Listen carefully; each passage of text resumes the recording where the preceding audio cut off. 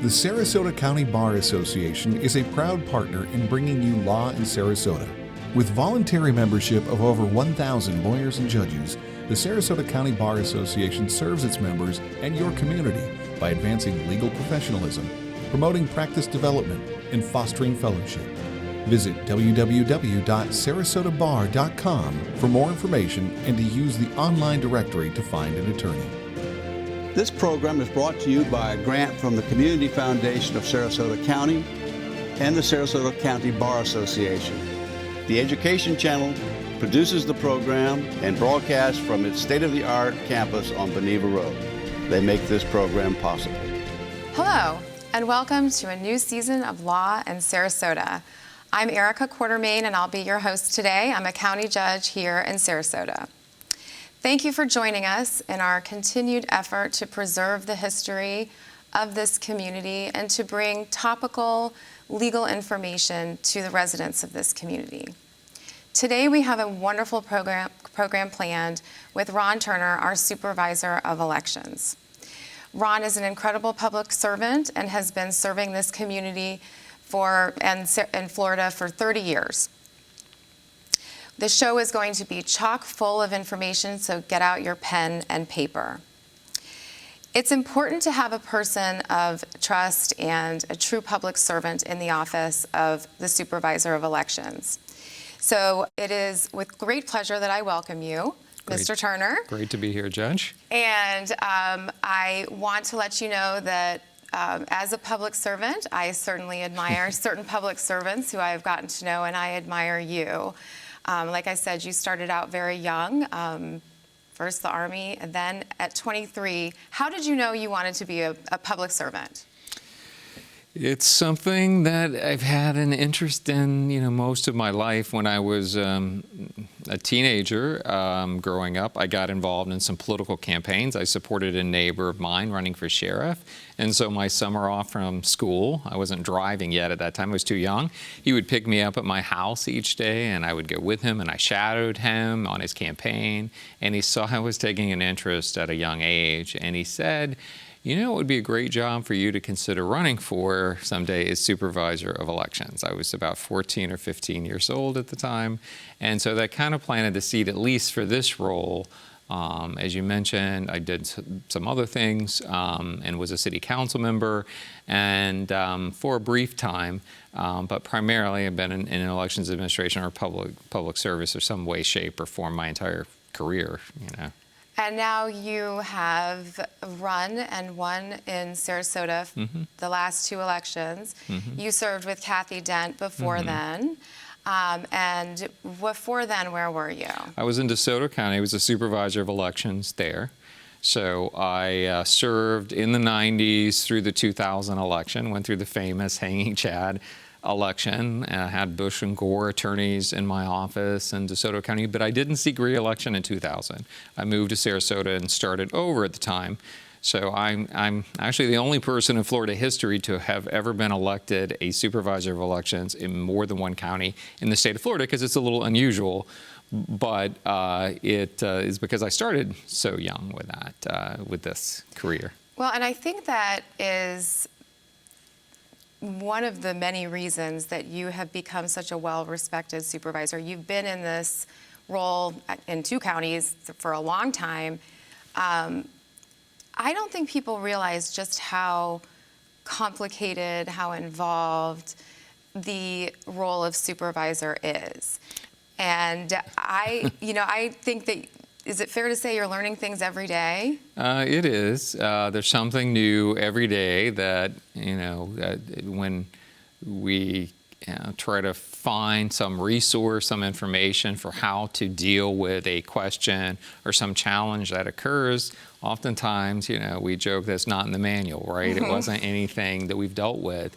And I think people think that, hey, they work 2 days or 3 days every couple of years, and then they're probably on a world cruise the rest of the time or on vacation. And as you know, from having worked with us as a member of the canvassing board, that's not really the case. This is a much harder job. It takes a lot more hours. It's not really the normal 9-to-5 job that the public may think that it is, and it just takes a lot of preparation, because when you think of, say, a presidential general election this year and you're planning for an event, I mean, what bigger event are you planning for than that? What, the Super Bowl? I mean, it is the Super Bowl of elections, right? It's like the World Series or something. So, and almost everyone's a customer, and as far as the eye can see, and they're coming to you at a very short, defined period of time.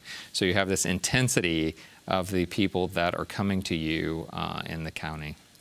Well, and I think that being a good people person, because you're with the public, doing outreach, explaining your role, explaining the decisions of the office, and then in addition, you have a fairly large staff that you manage. So why don't you give us an overview of your office? So I have 34 regular staff members, permanent staff members, right? We have office locations in Northport, Venice, and in Sarasota. Those are full service offices. We have a warehouse facility that's out east. It's more than a warehouse facility. It's a voting equipment facility, but it's where we store and prepare for a lot of our activities. We've also recently, thanks to the county, has purchased a building for us on Fruitville Road that will become our election operations center. So those 34 individuals, and then in a year like this, an election cycle, we hire about 700 more seasonal or temporary staff that work in our offices. They help in our warehouse. They augment our regular staff. They help answer the phones. They do data entry. They do different types of things.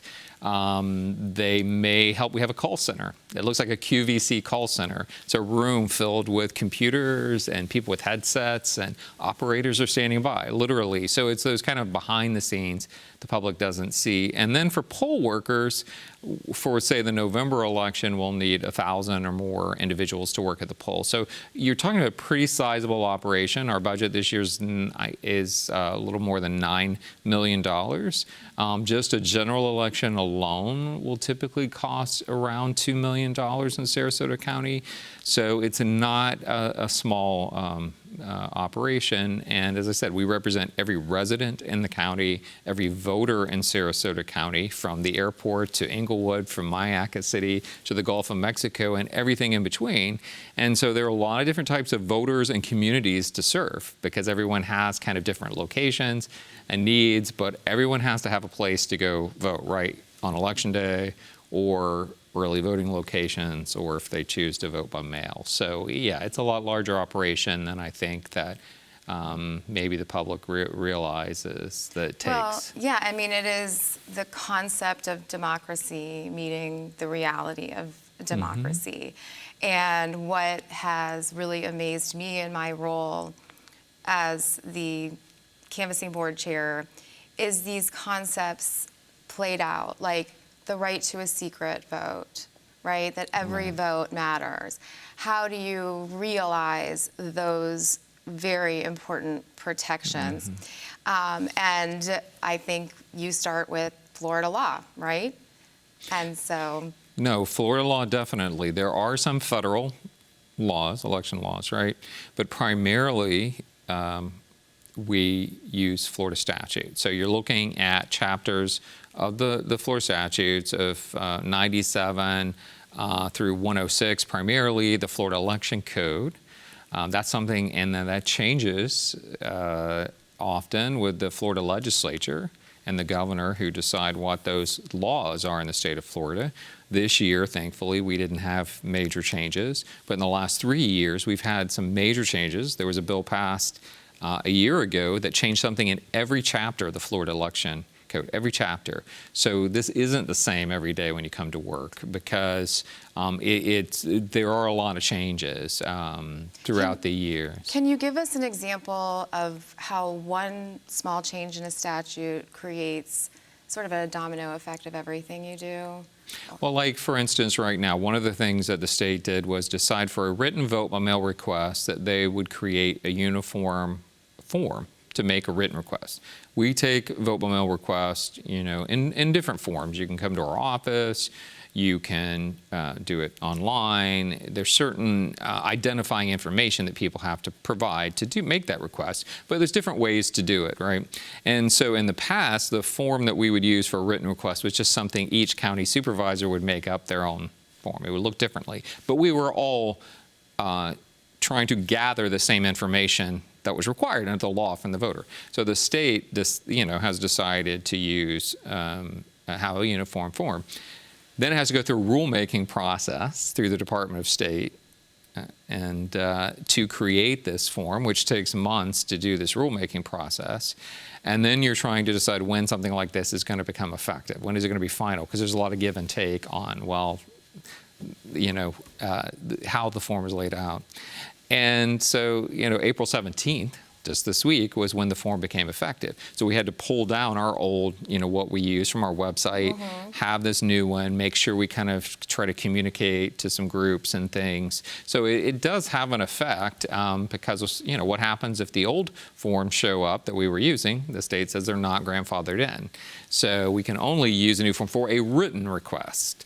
And so you've got to think all those things out. So what happens if we get something in the mail on an old form? Well, then we're going to have to reach out to this voter and try to get them to do a new request. So it does have effects like that. It's like an assembly line, say, an election. So if you change a dial or a little widget here, add something, another bolt, what's going to come off the other end may not be what you think is going to occur. So it does have an impact down the line. And that's not saying that from a, certainly not a good or a bad standpoint. It's just an operational function that we have to plan for and think through because that's our responsibility to the law and to the voters of Sarasota County. Well, and those years of experience help you think through those things, right? I mean, doing this for how many years now?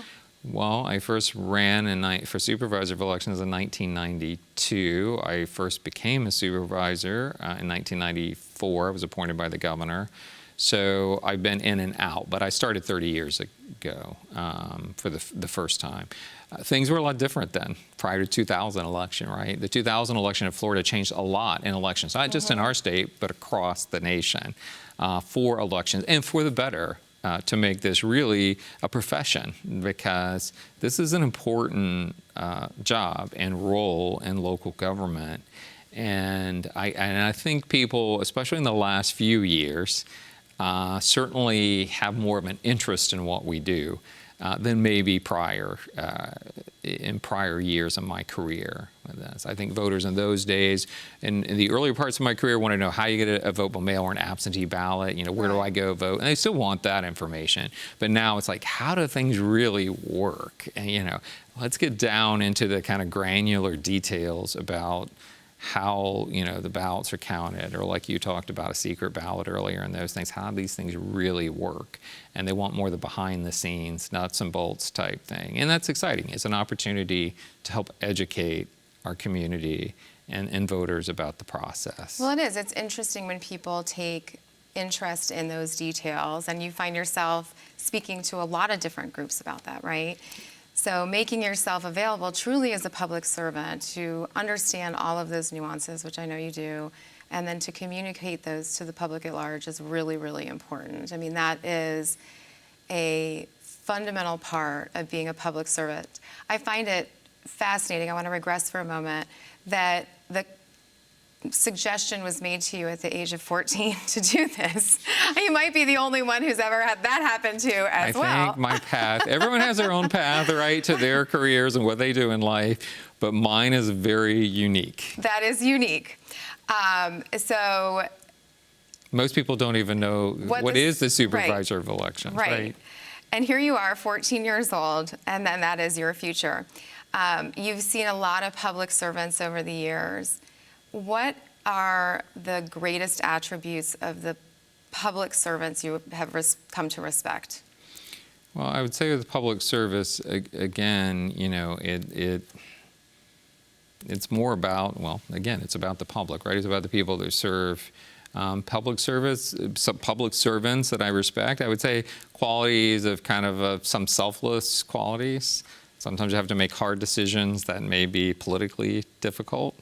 people that are able to work with a diverse kind of individuals or people from different backgrounds that have different thoughts about things, and show respect and dignity to those people even when you don't agree potentially with where they're coming from, but trying to learn about, we're not all the same, and we have different ideas and thoughts about the same, and that's what makes life interesting. That's what makes our country interesting. And so respecting public servants like that, not in it for their own, I call this a job, a supervisor election. It's not really a position. Sometimes you can have a position, you can have a title. Those things are great, but that's not why I come to work every day. I mean, it as you know, is a job. And so I think I respect people who really roll up their sleeves and put kind of that, I know Rotary has this mantra, but a service before self. And it really is about service. And for me, as you mentioned, from the time I was graduated from high school on, most of my life, I've worked very little in the private sector. Most of it has been in some form of public service because, I care about giving back to my community and country. And to me, the best way to do that is in this role, because this is, as we've said, it's kind of in my DNA, right? It's almost like I was born to do this job because I started so young. So and so hopefully, my hope is, and looking at other public servants, is that I can use the skills that I have to better the community, better the elections process here in Sarasota County. And create public trust. Well, trust is a big part of for any public servant, and especially in elections, right? And we talk about that in my office. We're in the trust business. And so we've got to try to maintain that trust as much as possible. And a lot of that is we do a lot of communication, just like this, but we do more widespread, whether it's sample ballots or mailings and things. I have staff that go out and do community outreach. But as you said, it's a lot of either speaking to groups or even speaking to individual voters. Individual voters reach out to me, either by phone, emails. I get emails from voters every single day. Sometimes it's with questions. Sometimes it's with concerns. People think about writing their congressman. They don't think about people writing their supervisor elections. I'm here to tell you they do. And you respond. And I do respond, or one of my staff responds. We're very voter-centric, a customer. That's the other thing in public service. I take a very customer approach. And in my office, obviously a primary customer is the voter that's kind of going in the voting booth or voting by mail, whatever method they choose to vote. But we look at each other as customers, whether that's working with colleagues, working with, say, political party officials, candidates, other elected officials, the canvassing board, political activists. Everyone's treated with dignity and respect and looked at, how do we try to work with them and serve them the best that we can, because they all have a role in this. It's a collaborative process, right? I'm just here facilitating the elections, right? And but it's an interesting role. All right. So then, with respect to the duties of the supervisor, we know, overseeing the election themselves. Tell us more about how you work with candidates. So someone decides to run for office. Take us through that process. Okay, so it depends on what office they want to run for. If it is someone that's running for a multi-county, state or federal, they're going to interact primarily with the Florida Department of State, the Secretary of State, who's the Chief Elections Officer for Florida. If you're running for a county office, you are going to interact with your supervisor of elections. And in Sarasota County, that's yours truly. So I have staff that work with candidates and political parties, because we also do political party officials that have to file with our office too. There are a lot more of those than people realize. With the two major political parties in Sarasota County, there are hundreds of precinct committee men and women that are actually elected or appointed political party officials. So I have to handle those paperwork for all those hundreds of people and keep track. But then also, say for this year's ballots, we have more than 70 offices. And so, we deal with a lot of people, whether they want to file to run for office and they're reaching out, they're a first-time person, and I respect anyone who wants to get into the arena of public service because it's not easy at times, but it's rewarding. But, I think running for office, you learn a lot through that process because that's a whole other thing. And you learn a lot more about your community and voters and things about how to serve kind of the public. So I respect anyone who takes the time to do that. There are different ways to run for offices and different requirements. Say if you want to run for hospital board or charter review board or school board or county commission. And it just depends on what the office is. There may be petitions involved. There could be a fee that you have to pay. The fee could be small or it could be sizable. Some offices it's more than $10,000 just to get your, qualify to get your name on the ballot. Or you may need to get a few petitions, or you may need to get thousands of petitions to get your name on the ballot. It just depends. But we have to walk those candidates and their campaign teams through this process. And then we also take their candidate, the campaign filings for their treasurer's reports, a financial report. All of their contributions, all their expenditures, those are submitted to us. They're publicly available on my website at sarasotavotes.gov. And so that's a whole specialization and process. And so we're dealing a lot with that right now. That's keeping that staff that's working on that very busy every day. Things like when can candidates start putting up their political signs in Sarasota County? Because guess what? There are ordinances, there are laws that deal with that. So there are a lot of nuances to that. So if someone runs by obtaining petitions or signatures, are you tasked with verifying those signatures? We are. So we actually verify signatures on petitions for whether it's for a candidate or whether it's for, say, a constitutional amendment initiative. There are a couple of them that are going to be the ballot in November.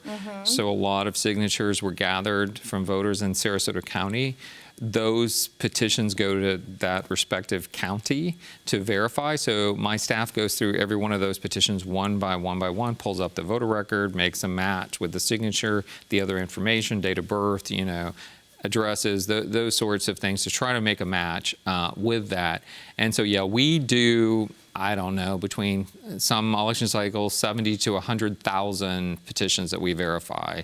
One by one. Oh, wow. It's a massive kind of job doing that also. That is a massive job. Wow. Okay, that's a lot.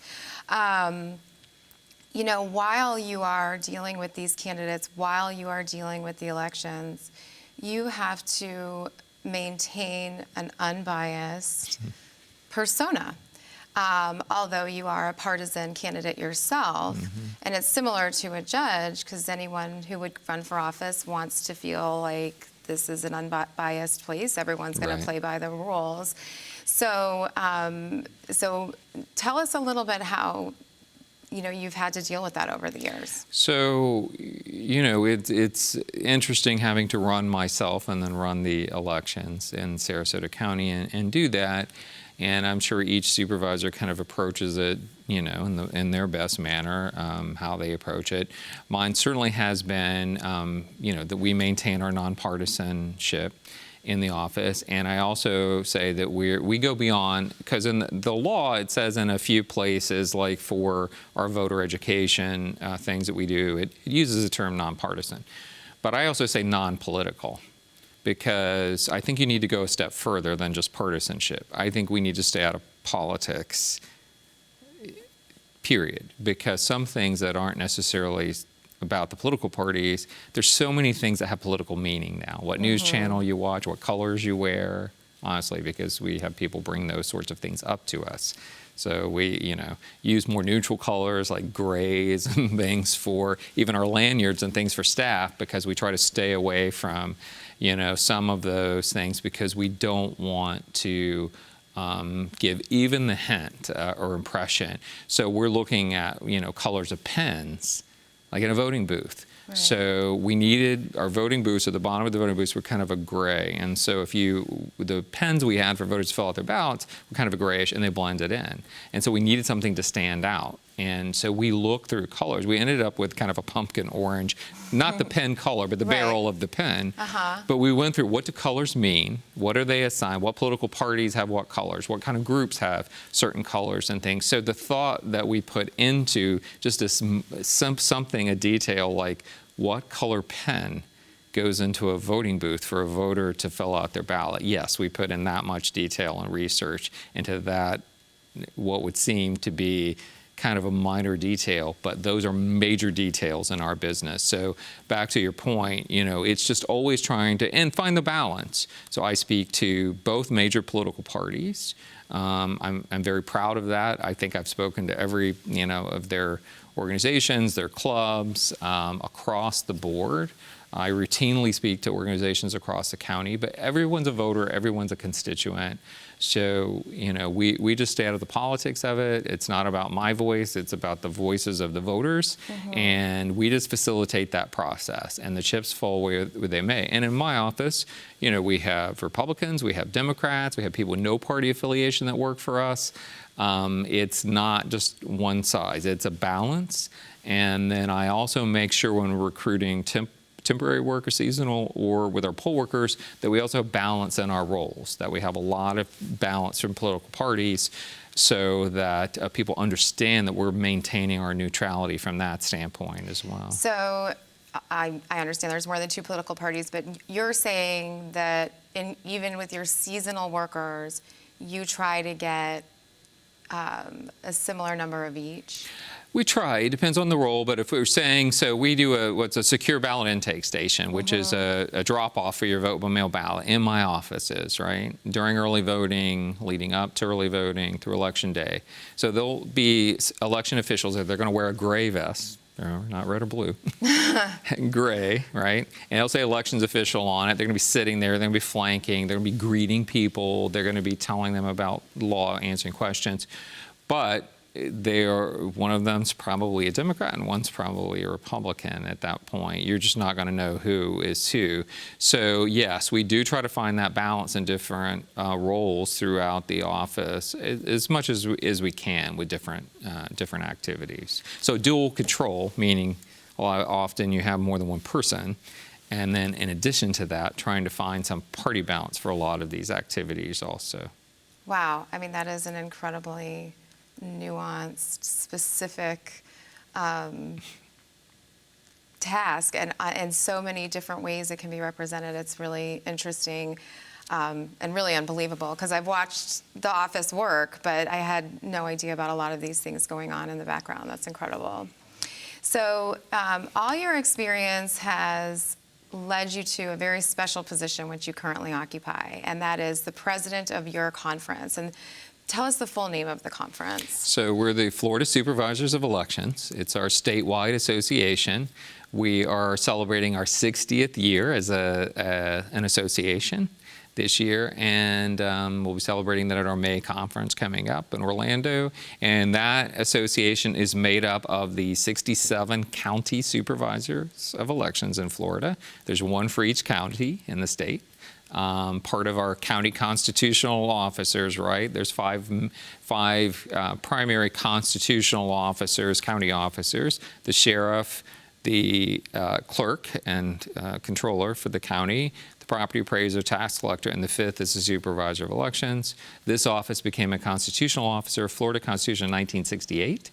And before that, it wasn't in Florida's Constitution. But yes, all 67 belong to that. And so my colleagues elected me their president for this year statewide. So that's been an interesting role also. That's a big deal. That's a big deal. Congratulations on that. I appreciate that. You deserve it. So Ron, we're going to continue this conversation. We're going to take a little break right now. When we come back, we're going to talk about what the roles of the canvassing board are and how the elections are run, as well as some myths that we have heard about the election. So at this point, we'll take a little break and we'll be right back. For more than 40 years, the Community Foundation of Sarasota County has partnered with estate planning attorneys and their clients to unlock possibilities for everyone who calls our region home. Our motto, Be the One, reflects our deeply held belief that anyone can be a philanthropist and give back to our community regardless of means. Visit www.cfsarasota.org or call 941-955-3000 for more information.